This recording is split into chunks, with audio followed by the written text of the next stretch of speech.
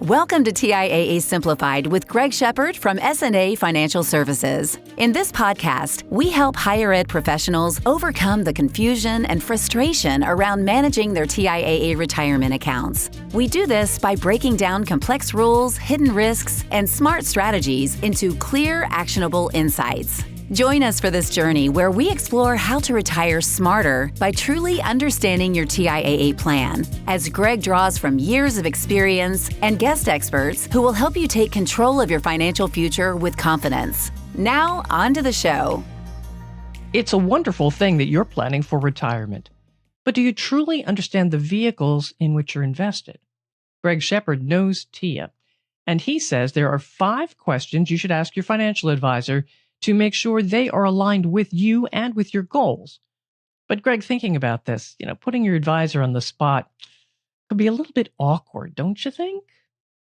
Not at all. And good to be here with you again, Patrice. Always enjoy talking about this stuff. But I'll tell you what, I've been doing this for 25 years, 25 years. And I get that question every now and again when I tell folks what to tell or ask their advisor, not necessarily the TIAA wealth managers, but any advisor in that regard. It's your money, okay? And you got to be stern with that. It's your money. It's not their money. It's your money. And so if he or she, the advisor I'm speaking about, takes any offense or if you can sense any gray area, then there's your answer. You turn around and walk out the door, figuratively speaking or literally speaking. So it's your money. You be stern. But the questions themselves are, you shouldn't be hesitant to ask these questions. But the better question in this regard in the podcast here, the episode is, what questions do I ask? Yeah. You don't know what you don't know. So we'll elaborate a little bit more on that and piggyback off some of those topics here. All right. Well, there are 5 that we're going to address today. So what is number 1? Sure. First question that comes to mind is, what is your investment philosophy and how does it align with my goals? Let me kind of clarify this though. Okay. So we'll take that in 2 parts. So what is your investment philosophy? So what we're asking here as the client, what is the advisor's investment philosophy? Now, we got to be careful because there's a lot of keywords that a lot of folks in my industry use. I think you as a client, as a prospect, needs to maybe frame that question a little bit better in the sense that, what is your investment philosophy as an independent advisor? Meaning, are you as an advisor going to put me in a model that 300 of your other clients have? Or are you, Mr. or Mrs. Advisor, are you going to customize this strategy given what my goals / needs are at retirement? And then you just sit back and listen, okay? Because a lot of folks in my industry, again, I've been doing this for 25 years, will have all these answers to these generic questions ready to roll. You practice it in my industry, and it comes off as salesy. All right. So what you're interested in as a prospect asking that first question is not necessarily that generic, what is your investment philosophy, but how do you operate in the sense that, is there somebody, big brother here telling you what to tell me as the prospect? Okay. So that's probably a better question to ask in that regard, rather than just a generic, what is your investment philosophy and how does it align with my goals? And that does that make sense? It does. It does. And it also makes it more important to have an independent advisor. It does. And I think we're putting the cart before the horse a little bit, because I think I'm going to touch upon that in maybe 1 or 2 questions here following. All right. Now, what is question number 2? Sure. Question number 2. How can I optimize my retirement income with my current TIAA allocation? Okay, again, this comes back to that independence. Okay, so if you're talking to, now we got to separate this. If you're talking to a TIAA advisor, wealth manager, that question is going to be different than a non-TIAA wealth manager. Okay, the reason I say that is if you hone in on the question, okay, how can I optimize my retirement income with my current TIAA allocation? So optimizing that retirement income with a TIAA wealth manager kind of translates into how many assets can we put into lifetime income. Okay, that's that TIAA traditional transition into lifetime income. Not necessarily a bad thing, but a great example is I just got done talking yesterday. Yes, my day's kind of It's summer months. They kind of all get convoluted. Yesterday, I believe, I talked to a person. She's going to retire early. Okay. She's 60, looking to retire at 62, right after 59 and a half. So probably 60, 61. A few $1 million over at TIAA. Now, not to her, I'm not demeaning her by any means intellectually, but she didn't have a clue, and by her own admission, didn't have a clue about retirement income. So she talked to the TIAA folks, and she asked a version of that question, how am I going to optimize my retirement income given the assets I have with you all being TIAA? So the advisor, the wealth manager over at TIAA tried to, probably successfully actually, convince her to transition majority of her assets over to lifetime income. Okay. And then she found me on YouTube and we had a discussion, and I asked her if she had any idea about inflation and what that means negatively to her portfolio once she kicks in that lifetime income. Without going into a lot of details, the answer was no. It was kind of deer in headlights and kind of an aha moment. And we did the retirement income illustrator, and I showed her what I was talking about. Okay. So she really took back and she said, well, I've been talking to my TIAA wealth manager. And I said, the folks over in this case, TIAA, and other folks at other RIA firms across the country, they're good people. Don't get me wrong. This industry is chock full of good people. What I always say, it's not the person you're talking to, it's the company that person works for or with. Okay. How do they operate? In this case, TIAA, where their bread is buttered, is lifetime income. Again, not a bad thing, but we got to be careful of how much we're going to initiate lifetime income depending upon how many assets you have. So again, we'll go back to the question here. How can I optimize my retirement income with my current TIAA allocation? This is where you got to do your own due diligence and really hone in. I'll tell you this, kind of the bottom line when I deal with folks that come on board here, we have 3 sources of income when the time comes.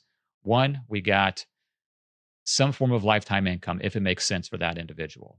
Okay, we have to figure out how much. And I have a spreadsheet that I've devised to help us determine what that is. So we have lifetime income. We have hopefully a form of Social Security when the time comes. And then income from interest producing investments. For the sake of this conversation, it's going to be a tax deferred account, a rollover IRA. So 3 sources of income. So that's how I approach it as an advisor. But you really have to start off by educating yourself before you start asking that specific question. Hopefully, again, does that make sense? It does. I can see how people would get confused, though. They really do have to sit down and know the differences and what it is exactly they want to learn. Yeah. And maybe from a macro perspective, is take a step back and think about, okay, who am I talking to? Okay. Let's say I'm talking to a TIAA advisor. Well, it's a TIAA advisor. That person works for TIAA. Not a bad thing, but we have to be cognizant of that. So do they, being that advisor, are they going to, in a fiduciary manner, advise me, recommend things that may not be in TIAA's best interest, but yet in my interest, in my best interest at the same time? You see what I'm saying? So it doesn't make TIAA any money, but it is in my best interest to do whatever it is that needs to be done. Which is what a fiduciary is supposed to do. Which is what a fiduciary is supposed to do. Okay. So you really have to ask questions. And it's not offensive. Like some folks are afraid to ask questions, because they think they'll look dumb. Okay. I'll go back to it's your money. I've been asked everything. Okay. There is no dumb question. And if nobody would ever tell you that it's a dumb question, but if you sense any, hesitation from the advisor, well, there's your answer. You don't want to work that person. Because part of my job is educating these folks. That's why they're hiring us, is they lack some form of education when it comes to this. All right. But again, I'll go back long-winded here. Realize who you're talking to, the advisor, and who their employer is. And does that dictate some of the information being delved to you? And if you have any doubts about that, what do you do? Don't make it complicated. Just say thank you. And, if you're doing a Zoom call, just be polite and say thank you. I'll think about it, however you want to word that. But remember, it's your money. Okay. It's not the advisor's money. So you are in control. You are in control. Okay. A lot of folks just get caught up in the whole scenario And these advisors use these big words, these fancy words, and the folks that they're talking to, the prospects, don't have the necessary knowledge to ask the most appropriate questions. Right. Because you're So fond of saying you don't know what you don't know. what you don't know. But so take it upon yourself, be your own advocate, and do a little due diligence, even though you're hesitant to do so. Do some due diligence prior to speaking to an advisor. Question number 3. All right, I'll take this one. Let's see. Question number 3. I have it written down here. Are there any hidden fees or costs I should be aware of? This is a good question. A lot of folks, so there's only let me phrase it this way. This industry, again, 25 years here in the making, has evolved in a good way in the sense that costs/fees have really been crushed in a good way, down over the course of time. So there are really only 2 costs, maybe 3, that you should be familiar with. 1, how much does that advisor cost or charge? Okay. It's a very simple question. And I can't tell you time and time again, whenever I run into a prospect, maybe they're interviewing other people, which I highly encourage. You can also ask casually, well, what is that advisor charging you or going to charge you? And the answer is, I don't know. Or the answer is, I'm not sure. I couldn't really follow, because there's different ways to charge folks in my industry, these tiered asset levels. And I always tell folks, hey, you come on board here, I'm going to charge you this. That's as simple as I can make it. So if you get confused on how much that advisor is going to charge you, don't go that direction. Okay. So that's fee number 1. Fee number 2 is what's called the expense ratio of the underlying asset. Okay, so you're going to be invested in things, in investments, ETFs or mutual funds, or stocks don't have expense ratios. But I'm talking to the advisor here as a prospect, what's the average expense ratio of a portfolio that I be in? What does it look like? Give me an idea. And then just be quiet and let that advisor speak. See what happens. See what happens. Okay. And again, there's no gray area here. It's a very simple question. Okay. So if that advisor starts hemming and hawing and, well, it could be this, it could be that, you just know very simply, how much will my cost be in relation to the expense ratio? That's it. Okay. That should take about 5 seconds. Now, the next charge that one could occur are trading costs. Okay. So, for example, I custody my assets over at Charles Schwab that aren't at TIAA. Okay. So if I don't buy some of the more not appropriate, I could be charged $20 per trade if I buy certain investments over at Schwab. Okay. And we don't do that. All of our trades are free. But ask your advisor, hey, when we buy and sell investments, are there any trading costs associated with that? All right. And then again, should take about 5 seconds. It's not a very difficult question. Okay. So, and those are the 3 main, going back to my question here, those are the 3 main, hidden fees or costs that you should be aware of. Okay. All right. Number 4, keep going. This is good. This is number good. 4. All right. Number 4. Lots of notes here. Yeah. Okay. How do you recommend, this is the prospect asking the advisor, how do you recommend balancing risk in the current market? I think I probably wrote these questions down actually, but a better question to ask is, how do you recommend balancing risk in evolving markets? And how do you communicate that to clients, to me as a prospect? So let me explain. Usually when you're dealing with retired folks, again, I'll go back to, you have 3 sources of income. You have Social Security, which you can't control. So that's fixed. We're done with that. Maybe some lifetime income. Again, you can't really control that. That's fixed for the most part. It's done. It's spoken for. Third piece of income is interest that I deal with here. Interest from income producing portfolios. Okay. So a good question to ask an advisor is, I have this income coming from this portfolio. Given interest rate environments, they change. We're about to go through a change here, pushing into 2026. How will my income change? How will these investments that produce income, how will they change or be negatively affected or positively affected, given the changing interest rate environment that is just that, ever changing? How do we navigate that? Then on top of that, piggybacking off that, Mr. or Mrs. Advisor, how do you communicate to your clients when you're making changes and justifying those changes? Okay. Now, it's a loaded question. But again, part of what I do for a living is education. A lot of folks are not educated as they should be in the bond/income producing world. So I feel that it's part of my duties as an advisor. I throw out videos every, I've been kind of lazy on it this summer, but I'd say every 3 weeks ish, depending upon what's going on economically, and show folks via some graphs I've created, okay, this is going to happen with the Fed funds rate. Given that, this is going to transpire with that investment that we have, maybe in a negative way. So we're going to exit out of that investment and get into something else that produces similar type of interest. So that kind of communication folks really appreciate. And I tell you what, from an advisor, if there's any advisors out there listening, that eases the need or desire for folks to call you as the advisor. So I was thinking the same thing. Takes away a lot of the necessary phone calls that I would ordinarily get just by communicating with folks via these videos I send out. Just a sidebar here. Do you get a lot of questions when the market goes a little haywire? On the stock side of things, yeah. Yes. So like 2020. Bonds, I think bonds are another animal. Yeah, they are. There's different economic things that can affect the bond market, stock market. I mean, you turn on CNBC or any financial news outlet. I always tell folks the first thing you're going to see, well, for the most part, you're going to see the Dow Jones, the S&P, and the NASDAQ because they're big numbers and they move a lot and they're fun and they're red, they're green, and everyone talks about that. What folks don't talk about is the bond market. But perfect example is April of this year, 2025.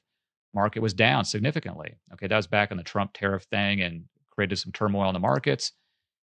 I got a lot of phone calls and emails, all folks dealing with the stock market. Okay, and we're not going to get into the nuts and bolts of the actual strategies involved with that, but I don't recall exactly. Very few, if any, phone calls came from those that were actually taking income. Okay, they can sleep better at night. They're not associated with the stock market for the most part. They're associated with a boring, air quotes here, boring bond market that produces income. Okay. But I welcome all the phone calls. It doesn't bother me at all. I talk to folks. I talk to folks all the time. Well, with the Fed and their decision-making, bonds will see some movement, I predict. You predict correctly. Yes. Not saying what or where, but it'll move. It'll move. It's a cycle. We're going to go through a cycle here in 2026. I'm sure we're going to talk about that at some other episodes. That's more some product information. I got to be careful about what I speak about, talk about in that regard. But, yeah, that's part of my job. All right. We're up to number 5. Number 5. Looking at my table here. Okay. What strategies do you suggest for tax efficiency in retirement? What strategies do you suggest for tax efficiency in retirement? This is actually it's a lot simple than what a lot of folks think. Because I get this question often. I have all this money. I'm going to take income. What's the most tax efficient way to take it? The government's going to get their money. Okay. That's why if there's not a lot, let's not try to be too creative here. Any income from tax deferred accounts, coming to you is going to be tax ordinary income. Okay. We can't get around that. Now we can do what a lot of folks are alluding to are Roth conversions. Okay. This is, again, a topic maybe for a different episode, but we do a lot of that. So there are ways you can strategize from a tax perspective on, different buckets of monies to take income from. Again, that can get complicated. There's something out there called a pro rata rule. I tell you what, folks, if you're listening to this, you're thinking about doing Roth conversions, look up what the pro rata rule is. A lot of folks out there will do these Roth conversions on their own, won't realize what I'm talking about, that pro rata rule, until they get audited, and it's a little too late. So make sure you know what you're doing. Those Roth conversions, they sound great, and they are if done properly. So tax perspective, of course, we coordinate with CPAs in that regard to just kind of give it the blessing, if you will, of some of the strategies that we implement. But I do like to see, I'd say for all folks out there, is some sort of Roth vehicle. Okay. A lot of employers, now here's, again, maybe a different episode. A lot of employers will have Roth vehicles in their retirement plan, unbeknownst to participants. Okay. So does your employer have a Roth vehicle associated with it in the 403B, 457, or 401A? ask your employer or ask the vendor, or TIAA or Fidelity are the two top vendors. They'll know as well. And then you got to find out if it makes sense for you. It may not make sense for everybody. Okay. But yeah, we do a lot of just tax planning, if you will, which isn't really as difficult as it sounds. Well, tax planning everything is planning, isn't it? If retirement, saving, planning. It is. It's all there. It's planning. And I tell you what, the folks that really need the help the most are the ones that are retired, taking income. The accumulation phase, socking money away, putting your money into stocks and bonds and all that fun stuff isn't really the more difficult part of the process. Time and time again, I have stories upon stories that these folks have amassed quite a bit of money, and they don't have, not demeaning anyone's intellect by any means, but they don't have a clue on how to take the money out. Yeah. Okay. Because they've never had to do it before. They've never done it before. And a lot of these folks are DIYers, which is great. They've been doing it themselves during the accumulation phase for their whole life, and they've done a good job. But the extraction part is a different ballgame. It's a totally different ballgame. And you've never done it before, okay? So the fee, and we'll talk about fees again in other episodes. My opinion, just real quick, a snippet on fees. With those advisor fees, no more than 1%, depending upon how much assets you have. I'm typically charging no more than 80 basis points, so 0.80%, but certainly no more than 1%. If and I see this again, time and time again, if your advisor is charging you 1.2% or north thereof, that is an archaic fee structure. Look elsewhere. I don't care how nice that advisor is or how long you've been with that advisor. It's your money. It's only to your detriment if you're charging or being charged 1.2% or north thereof. All right. That's my opinion. 25 years though. Back in the day, I charged 1.2% 15, 20 years ago. And again, now with fee compression across the board in my industry, max I'll charge is 0.8%. That's a lot of stuff there. A lot of stuff. A lot of stuff there, my man. Is there anything you did not mention that you want to make sure we do? Oh gosh, whatever I didn't mention, I'm sure I'll mention on other episodes. I kind of shoot from the hip a lot of the times. Sometimes it gets me in trouble, sometimes not. I'm an open book. I'm very transparent. Patrice, I think as we get going on these episodes, my goal here is to share information with folks out there that are listening. That word transparency. I don't have a dog in the fight, in the sense that, I do work with those that are over at TIAA. My business is doing fine. What I mean by that is that I'm not this isn't a sales pitch. This is information. This is education. And so the more education you have as a consumer, the better intelligent decisions you can make about your money going forward. So I tell you what, these episodes are going to be full of all kinds of information that you probably won't hear otherwise, because again, I don't necessarily have a dog in the fight. I'm just here to educate folks and give them as much information, tools as necessary so they can make an educated decision going forward. It's amazing. The closer you get to retirement, how much research you start doing. Oh, yeah. And you go down a rabbit hole. I tell you what, you go down a rabbit hole, and with the advent of, technology with YouTube and the Reddit, and I get asked all kinds of interesting questions. And before I even ask where they found it, those questions, I already know the answer. It's typically, YouTube, Google. And so you got to be careful. Not every situation works for you. Okay. I'll put it that way. There's a lot of information out there. You need the human touch. Human touch. There you go. Yeah, absolutely. All right. Well, Greg, how can people reach you? Because boy, people can have questions now. Oh gosh. Like I've said in other episodes, the easiest way to reach me is email. And you can find that on my website, which is safinancialservices.com. But email is greg@shepardfinancial.com. Shepard is misspelled all the time. It is correctly spelled SHEPARD.com.